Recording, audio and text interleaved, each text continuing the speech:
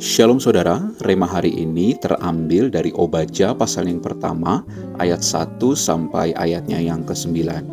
Judul renungan kita adalah Puncak Kesuksesan adalah tempat paling berbahaya bagi iman. Ayat utama kita terambil dari ayat yang ketiga. Saya akan baca buat setiap kita. Keangkuhan hatimu telah memperdaya engkau. Ya, engkau yang tinggal di liang-liang batu, di tempat kediamanmu yang tinggi, engkau yang berkata dalam hatimu, siapakah yang sanggup menurunkan aku ke bumi? Adakah tempat di dunia ini yang begitu kokoh dan tak tertembus, sehingga penghuninya dengan sombong mereka berkata, siapakah yang sanggup menurunkan aku ke bumi? Kisah tentang bangsa Edom yang terangkum dalam kitab terpendek di Perjanjian Lama ini bukanlah sekedar catatan sejarah kuno tentang permusuhan antara dua saudara, yaitu Yakub dan Esau. Lebih dari itu, kisah bangsa Edom seperti sebuah studi kasus abadi tentang bahaya terbesar yang mengintai kesuksesan, yaitu keangkuhan hati. Bangsa Edom tinggal di wilayah Gunung Seir, yang secara alami seperti sebuah benteng, yang ditandai dengan ngarai-ngarai curam dan kota-kota batu yang terukir, seperti Petra di kemudian hari. Posisi geografis yang tinggi di liang-liang batu membuat mereka merasa kebal dari serangan manusia. Namun inilah ironi sebenarnya yang diungkapkan Tuhan melalui Obadja. Tempat perlindungan fisik mereka justru menjadi jerat spiritual yang memperdaya mereka. Mengapa Edom begitu sombong? Rasa superioritas Edom tidak hanya bertumpu pada kondisi geografis mereka. Kitab Obadja pasal yang pertama ayat 8 dan 9 menunjukkan dua pilar kesombongan Edom, yaitu kebijaksanaan intelek dan kekuatan militer. Di ayatnya yang ke-8 menjelaskan bagaimana bangsa Edom adalah bangsa yang kaya secara intelektual. Edom secara historis selalu dikaitkan dengan kebijaksanaan.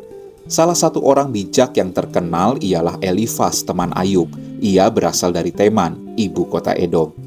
Mereka meyakini bahwa mereka adalah bangsa yang memiliki akal dan ilmu tertinggi dibandingkan bangsa-bangsa lain di sekitar mereka. Inilah kesombongan berbasis prestasi dan kemampuan berpikir. Mereka berpikir dengan kecerdasan, mereka bisa mengakali setiap situasi dan ancaman.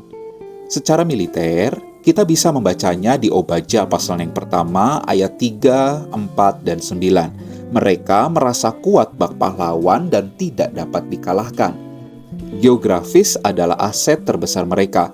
Hidup di dataran tinggi di liang-liang batu membuat serangan menjadi berbahaya bagi musuh mereka sendiri, dan itu memerlukan operasi logistik yang mahal dan merugikan musuh. Perasaan terlindungi inilah yang menumbuhkan arogansi bahwa tidak ada kekuatan di bumi yang dapat menjatuhkan mereka. Namun, puncak dari dosa Edom adalah tindakan mereka terhadap saudara mereka, yaitu kaum Yehuda, saat Yerusalem dihancurkan oleh bangsa Babel.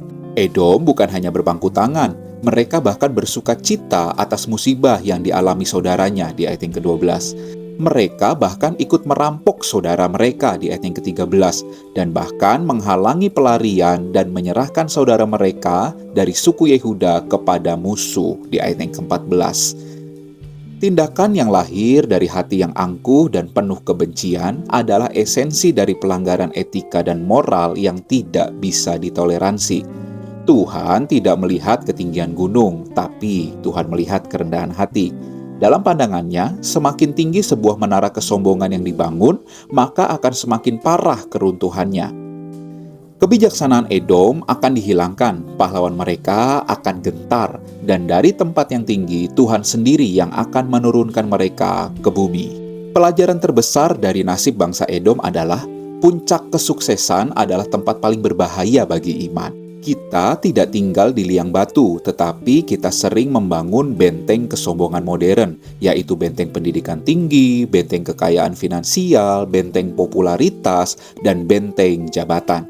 Ingat, ketika kebanggaan itu beralih menjadi keyakinan bahwa kita lebih baik daripada orang lain, bahkan jika sampai kita merasa kalau kita tidak memerlukan Tuhan, saat itulah kita telah mendirikan Edom di dalam hati kita. Apakah kita pernah menikmati kegagalan orang lain?